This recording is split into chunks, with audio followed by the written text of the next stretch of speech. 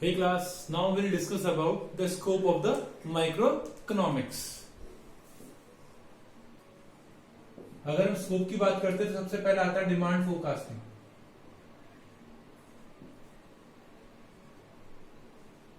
हम स्कोप की बात करें, फर्स्ट ऑफ ऑल स्कोप का मीनिंग क्या होता है? सर स्कोप का सीधा सीधा मतलब है चीजों को कहां कहां यूज कर सकते हो. इकोनॉमिक्स की आप बात कर रहे हो तो इकोनॉमिक्स को आप कहां कहां यूज कर सकते हो, जरूरत क्या है उसकी, कहां कहां इस्तेमाल आती है. तो ये वो जरूरतें बता रहा है कि सर इस फील्ड में इकोनॉमिक्स की बहुत नीड है. अगर हम इकोनॉमिक्स की बात करते हैं, इसके अंदर हम लोगों ने डिमांड पढ़ी थी, तो हम लोग डिमांड की पूरी स्टडी, सप्लाई की पूरी स्टडीज के अंदर करते हैं. तो सर ये हमारे को हेल्प करता है किस चीज में? डिमांड की. हम लोगों ने जनरेट ये पता किया था कि सर डिमांड जनरेट कहां से होती है और कितनी होती है. अगर हमें पता पड़ गया कि सर डिमांड कितनी जनरेट होने वाली है और किस चीज की जनरेट होने वाली है, तो वो हमें प्रोडक्शन में बहुत हेल्प करेगा या फ्यूचर प्लानिंग में बहुत हेल्प करेगा. तो जो इसका सबसे बड़ा फील्ड वो क्या है? Demand forecasting. ठीक है. एक पॉइंट आ रहा था इसके अंदर और आता है, वो है प्रोडक्शन प्लानिंग. Production planning. अच्छा, आप लोगों को पता है कि हम लोग, हमारी मॉम्स वही, हमारी जो मदर्स हैं वही सब्जियां परचेज करती है जो कि सीजन में चल रही है. क्यों? क्योंकि जो ऑफ सीजन में वो डेफिनेटली बहुत एक्सपेंसिव पड़ती है और इनहेल्दी भी. तो कौन सी चीज कब परचेज करनी है उनको बहुत अच्छे से पता है. ये प्रोडक्शन की केस में बहुत इंपॉर्टेंट है. हमें इकोनॉमिक्स में ये पता पड़ता है कि सर कौन सा फैक्टर, एक्चुअली 4 फैक्टर्स होते हैं प्रोडक्शन के.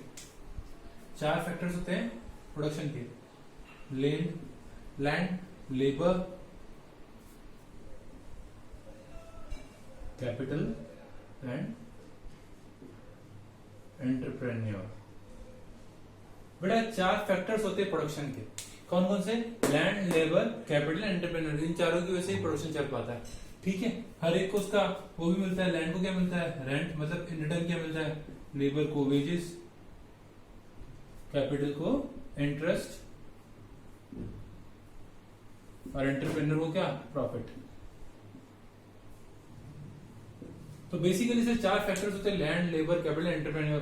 प्रोडक्शन प्लानिंग में ये सारी चीजें बहुत इंपॉर्टेंट होती है. तो फर्स्ट ऑफ ऑल हमारी जो इकोनॉमिक्स है वो हेल्प करती है सर अभी कौन सी चीज, कौन सा फैक्टर लगने वाला है, किसको लगाना सबसे बेस्ट रहेगा, किसको लगाना अभी वर्स्ट रहेगा. अभी पैसा उठाना चाहिए मार्केट से, कैपिटल नहीं उठानी चाहिए. ठीक है ना. बिजनेस में इन्वेस्ट करना चाहिए, नहीं करना चाहिए. लेबर को हायर करना चाहिए, नहीं करना चाहिए. इन सारी चीजों में, इन सारी डिसीजन मेकिंग में इकोनॉमिक्स बहुत हेल्प करता है.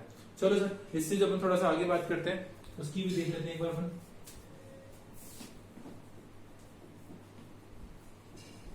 तो ये सारे फैक्टर्स हेल्प करते हैं, ये सारे स्कोप्स हैं कि सर कहां कहां हम लोग हमारे इकोनॉमिक्स को यूज करते हैं, हमारी इकोनॉमिक्स बेसिकली इस्तेमाल कहां कहां आती है, उस बारे में हम यहाँ डिस्कस करते हैं.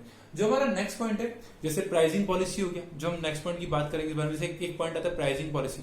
अगर हम बात करते हैं pricing policy and practices, pricing policy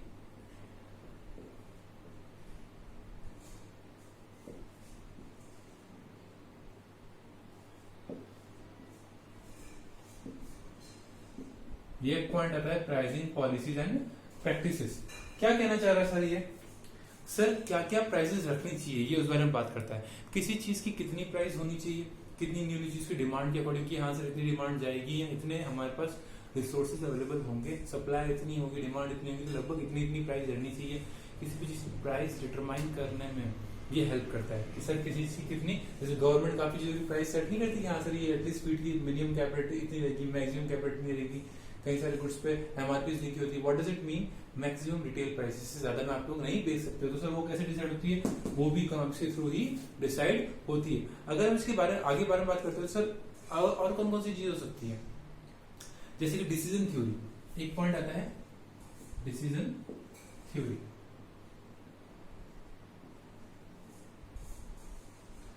बेटा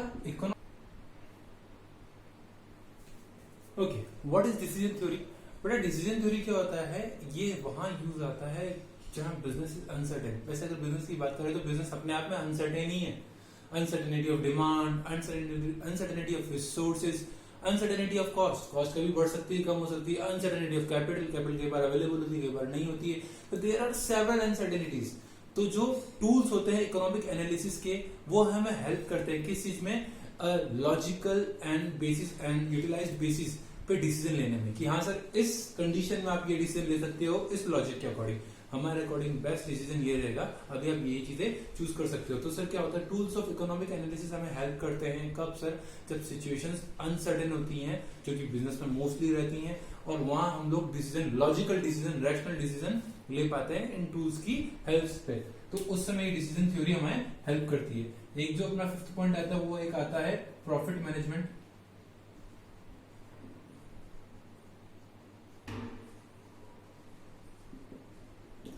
क्या बोलता है sir profit management? Sir profit management ये बोलता है कि सर हमें प्रॉफिट कैसे कैलकुलेट करना है, लगभग कितना कैलकुलेशन, कितना प्रॉफिट हमें होना चाहिए, प्रॉफिट मैनेजमेंट उससे रिलेटेड है।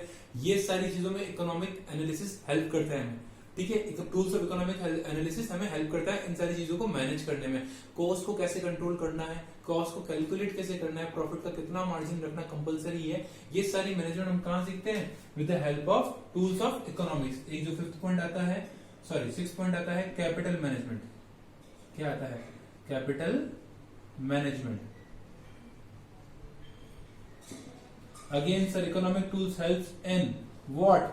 सर कौन से प्रोजेक्ट में डील करना चाहिए, कौन से में नहीं करना चाहिए, किस किस प्रोजेक्ट में इन्वॉल्व होना चाहिए, किस में नहीं होना चाहिए, कहाँ कैपिटल खतरे में आ सकती है या कहाँ उसका यूसेज होना चाहिए, कहाँ यूज नहीं होना चाहिए, वो सारी चीजें हेल्प करने में ये मदद करता है। कैपिटल इवन मैनेज कहाँ करनी है, कहाँ से रेस करनी है, कहाँ उसको रीपे करना जरूरी है, ये सारी चीजें इकोनॉमिक टूल्स हमें हेल्प करते हैं डिसाइड करने में, ठीक है। तो कैपिटल मैनेजमेंट के केस में इकोनॉमिक एनालिसिस का बहुत बड़ा हाथ होता है, तो वहां ये बहुत ज्यादा हेल्प करता है, ठीक है। ये सारे तो क्या हो गए हमारे स्कोप हो गए। इसके बाद जो हमारा नेक्स्ट पॉइंट आता है वो आता है central problems of what are the central problems of the economy. क्या आता है? What are the central problems of the economy.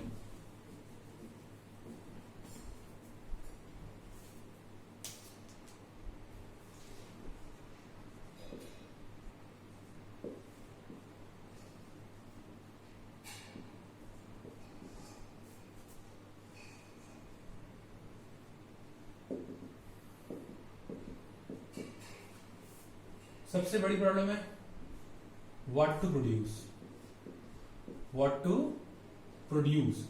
Okay class, now the question is what to produce. First of all बेटा, economy के सामने सबसे बड़ी problem ये आती है कि सर गुड्स कौन से बनाने चाहिए, कौन से गुड्स पे सारे रिसोर्सेज लगाने चाहिए, और first of second thing is that कि सर कितने कितने बनाओ। चलो ठीक है, ये बनाने तो कितनी क्वांटिटी इन चीज की बनाओ। तो ये दो बहुत बड़े क्वेश्चन है व्हाट टू प्रोड्यूस के अंदर। बेटा कौन कौन से गुड्स के अंदर क्वेश्चन उठ सकता है? फर्स्ट ऑफ ऑल पहली चीज sir luxury goods, luxury and necessary. Sir कौन से गुड्स बनाओ, लग्जरी गुड्स बनाऊं या नेसेसरी गुड्स बनाऊं, और कितने कितने बनाऊं, ठीक है ना। कि सर प्रॉपर फोकस हम किस चीज पे करें, लग्जरी गुड्स बनाने पे करें या जो नेसेसरी गुड्स चाहिए होते हैं कस्टमर्स को, जो उनकी नीड होती है उस पर फोकस करें। अगर हम आगे बात करते हैं इसके बारे में, लग्जरी हो गया, लग्जरी के बाद कौन से ऑप्शन होते हैं सर? सर हो सकता है कैपिटल गुड्स, या बनाए कंज्यूमर गुड्स। क्या कहना चाह रहा है सर? कैपिटल गुड्स कौन से? Land, building, machinery, vehicles. Sir इन चीजों पे पैसा इन्वेस्ट करना चाहिए, रिसोर्सेज इन्वेस्ट करने चाहिए। या कंज्यूमर गुड्स, कंज्यूमर गुड्स कौन से हो सकते हैं? जो बंदे कंज्यूम करते हैं, लाइक फूड ग्रेन्स, फूडेबल आइटम्स जो नॉर्मली कंजप्शन के तौर पे काम आता है एज ए कंज्यूमर। तो सर किस चीज, किस फील्ड में इन्वेस्ट करें और कितना कितना करें, थोड़ा इसमें करें, इसमें ज्यादा करें, या इसमें कम करें, इसमें ज्यादा करें, कितना कितना करना चाहिए, वो एक बहुत बड़ा क्वेश्चन है इसके अंदर, ठीक है। एक और आता है sir defence goods and consumer goods.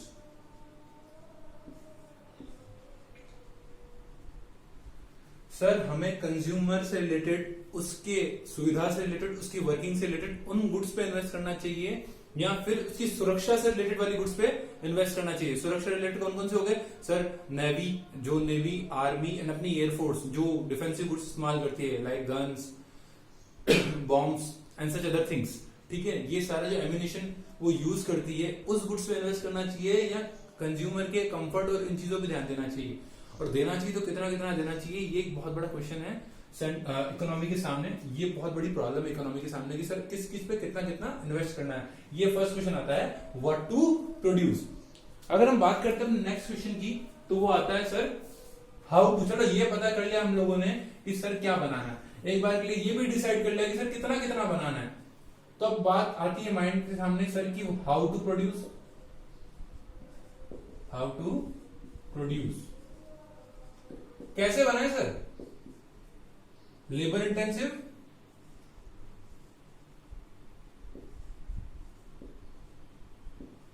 या कैपिटल इंटेंसिव?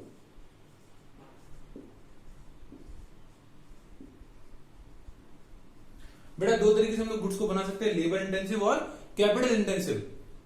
तो इस केस में हम लोग क्या कर सकते हैं सर, अगर हम बात करें सर गुड्स तो पता पड़ गया क्या बनाना है क्या नहीं बनाना है, ठीक है, लेकिन हम बात करते हैं किस चीज की सर, चलो लेबर इंटेंसिव की बात कर ली आपने, हम दो तरीके से बना सकते हैं। अगर हम इस तरीके से बनाते हैं लेबर कैपिटल इंटेंसिव से, कैपिटल इंटेंसिव बेनिफिट क्या क्या होगा सर, एक तो सर लो कॉस्ट में बन जाएगा, किस में बन जाएगा, लो कॉस्ट में बन जाएगा, और टाइम सेव हो जाएगा। क्या हो जाएगा, टाइम सेव हो जाएगा, मनी भी सेव हो जाएगी। लेकिन इस केस में क्या मिलता है, एम्प्लॉयमेंट। क्या मिलता है, एम्प्लॉयमेंट। तो सर किस चीज को ध्यान में रखा जाए, एम्प्लॉयमेंट को ध्यान में रखा जाए या फिर लो कॉस्ट या टाइम सेव को ध्यान में रखा जाए, किस चीज पे फोकस करके हमको चीजों को बनाना चाहिए, वहां ये क्वेश्चन रह जाता है हाउ टू प्रोड्यूस। सर कितना कितना कैसे कैसे, थोड़ा काम इसको दे थोड़ा काम उसको दें या सारा उसको दे दें, किस तरीके से करें, ये बहुत बड़ा क्वेश्चन है इकोनॉमी के सामने। जो नेक्स्ट क्वेश्चन आता है वो है फॉर हुम टू प्रोड्यूस।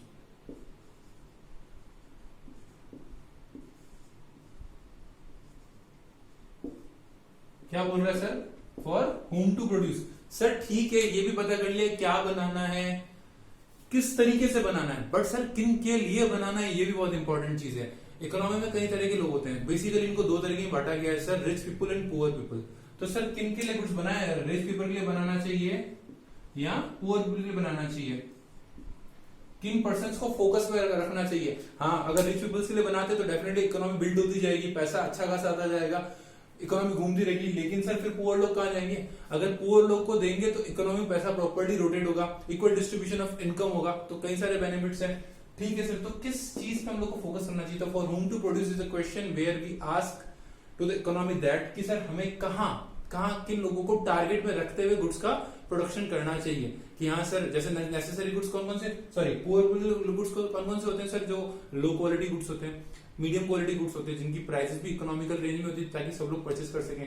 रिच के लिए ऑन द अदर एंड अगर हम सिर्फ गाड़ियों की ही बात करते हैं, फॉर एग्जांपल नैनो, वैगनआर, सेंट्रो, ये जो कॉमन कार्स हैं, क्विड, जो ऑलमोस्ट 3 to 4 lakhs 5 lakhs के आसपास आ जाती है। ऑन द अदर एंड अगर लग्जरी में रिच में बात करूं, ऑडी, BMW, ठीक है ना, Mercedes, there are different ranges, और medium range with like Honda City, Verna तो अब गवर्नमेंट सोचती है या इकोनॉमी सोचती है कि सर हमें कौन से गुड्स में ज्यादा इन्वेस्ट करना है और कितना इन्वेस्ट करना है, वो चीज को वो डिसाइड करना एक बहुत बड़ा क्वेश्चन है, और उस क्वेश्चन को बोलते हैं फॉर होम टू प्रोड्यूस। तो अगर ये तीनों क्वेश्चन सेंट्रल प्रॉब्लम्स हैं किसकी, इकोनॉमी की, हाँ सर ये बहुत बड़ी प्रॉब्लम है, अगर इसको सॉल्व कर ले तो इकोनॉमी काफी अच्छी इजी हो जाएगी।